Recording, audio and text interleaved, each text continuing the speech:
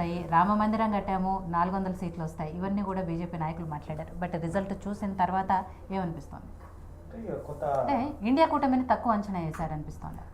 Even exit polls లో కూడా తక్కువ అంచనానే వేసినట్లుగా కనిపించింది. అసలు ఎగ్జిట్ పోల్స్ కి దరిదాపుల్లో లేదు అసలు వచ్చిన రిజల్ట్స్ ఎగ్జాక్ట్.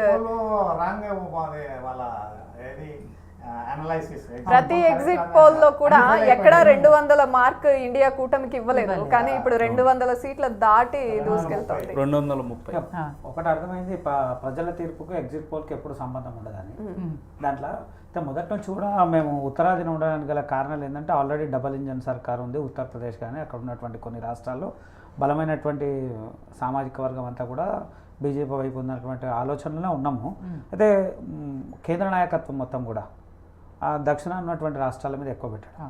అంటే కర్ణాటక కానీ తెలంగాణ, అక్కడ ఎట్లయినా వస్తాము, ఇక్కడ కొంత ఇచ్చేయాలనేటువంటి భావనతో ఇక్కడ ఎక్కువ సమయం ఇక్కడ ఎక్కువ ఫోకస్ పెట్టడం వల్ల అక్కడ కొంత మాకు మైనస్ అయింది. వేరే తప్ప ఏం లేదు, జరిగే ఆలోచనలు సరే ఏది జరిగినా కానీ పార్టీ దాని మీద పూర్తి ఆలోచించి పనిచేస్తుంది, దాంట్లో ఏం లేదు. ఏదున్నా మేము మళ్ళీ అధికారంలోకి అయితే మేమే ఉన్నాము, అధికారంలో ఉన్నాం కాబట్టి ఇంకా ప్రజల పక్షాన్ని ఇంకా ఎక్కువ ఆలోచిస్తుంది పార్టీ. ఏం ఇన్స్ట్రక్షన్ తీసుకుంటే ఇంకెట్లా ఉంటుంది ఏముంటుంది అనే ఆలోచన ఉంటుంది. ఇక్కడ ఒక ప్రచారాన్ని ఇండియా కూటమి నాయకులు బలంగా ప్రజల్లోకి తీసుకెళ్లారనుకోవచ్చా? 400 సీట్లు వస్తే బీజేపీకి రాజ్యాంగాన్ని మార్చేస్తుంది, తీసేస్తారు, ఇవన్నీ కూడా ప్రజల్లోకి తీసుకెళ్లడంలో సక్సెస్ అయ్యారనుకోవాలా? అంటే ఆ రకంగా అన్ని విషయాల్లో సక్సెస్ అయిందని అనుకోము. ఎందుకంటే కొంత ఇక్కడ రాగానే కూడా ముస్లిం రిజర్వేషన్ తీస్తాము అని అంటే దాన్ని మార్ఫింగ్ చేసేసి ఎస్సీ ఎస్టీ రిజర్వేషన్ తీసేస్తామని, లేదా కొన్ని రాష్ట్రాల్లో వేరే వాతావరణం, ఒక్కో రాష్ట్రంలో ఒక రకమైనటువంటి వాతావరణం కొంచెం ఆడ మాకు డ్యామేజ్ అయింది. ఇక్కడ మేము అనుకునే అంశం ఏంటంటే మేజర్గా కేంద్ర నాయకత్వం ఆలోచించింది ఒకటే, ఎక్కడ పశ్చిమ బెంగాల్ మీద ఎక్కువ ఫోకస్ పెట్టినాము, ఇక్కడ ఉన్నటువంటి రాష్ట్రాల్లో ఎక్కువ ఫోకస్ పెట్టడం వల్ల ఆ వైపు ఆలోచనే భారతీయ జనతా పార్టీ పెద్ద నాయకత్వం మొత్తం కూడా అటువైపు ఎక్కువ ప్రయత్నం చేసింది. కానీ ఆల్రెడీ డబల్ ఇంజన్ ఉన్న సర్కార్లు అక్కడ ఉన్నటువంటి ముఖ్యమంత్రులు లేదా అక్కడ ఉన్నటువంటి నాయకులంతా బలంగా పనిచేస్తారు, మంచి రిజల్ట్ వస్తుందని ఎక్స్పెక్ట్ చేసినాం. కానీ ఈ స్థాయి వస్తుందని వాళ్ళు కూడా ఏం ఎక్స్పెక్ట్ చేయలేదు. సరే ఏది జరిగినా కానీ మళ్ళీ పార్టీ తీసుకొని దాని మీద సరైనటువంటి నిర్ణయం తీసుకుంటాడు. ప్రజల పక్షాన సంక్షేమం పక్షాన ఇంకేం చేస్తే బాగుంటుంది, ఎట్లా చేస్తే బాగుంటుంది. ఒకటే ఇండియాకు కాంగ్రెస్ చేసినటువంటి ప్రయత్నాలలో కొంత వాళ్ళు సక్సెస్ అయ్యారు అనేది మాకు కనబడుతూ ఉంది. ఎందుకంటే ముందట పోలిస్తే లాస్ట్ టైము 50-60 స్థానాలు లోపలే ఉన్నాము, ఇలా 90 స్థానాలు దగ్గర వచ్చేటువంటి అవకాశం కనబడతా ఉన్నాయి. రాను పరిస్థితులు ఎట్లుంటుందని మేము అబ్జర్వ్ చేస్తూ ఉన్నాము.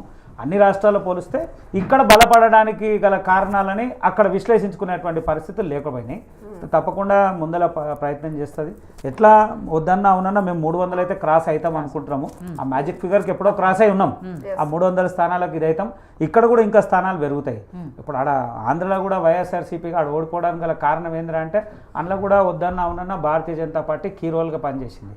తర్వాత చివరి 4-5 గంటలు అక్కడ ఉన్నటువంటి ఎలక్షన్, అక్కడ ప్రజాప్రతినిధి ఒక ఎమ్మెల్యేవో ఈవీఎం బలగొట్టడము, అక్కడ ఉన్నటువంటి నాయకులంతా తిరుగుబాటు చేయడము, వైఎస్ఆర్సీపీ నాయకులు గూండా లెక్క ప్రవర్తించడం.